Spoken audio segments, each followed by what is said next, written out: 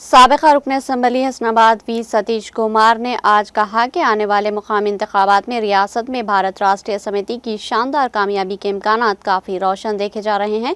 रियासती अवाम धोखा दही का शिकार बनाने वाली कांग्रेस हुकूमत से बदजन और फौरी इक़्तिदार की तब्दीली की ख्वाह है। वो आज सिद्दीपेट ज़िले के हसनाबाद टाउन में वाक़ भारत राष्ट्रीय समिति के पार्टी दफ्तर में हसनाबाद हल्के में शामिल अलकतुर्ती मंडल के सरगर्म कायदीन और कारकुनों के जायजा इजलास को मुखातिब कर रहे थे।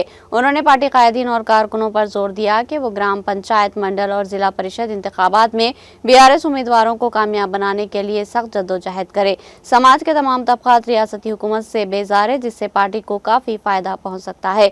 उन्होंने पार्टी कायदीन को आपस में मुत्तहिद रहने और हुकूमत की मुखालिफ अवाम पॉलिसियों की शिद्दत के साथ मुखालिफत करने का मशवरा दिया।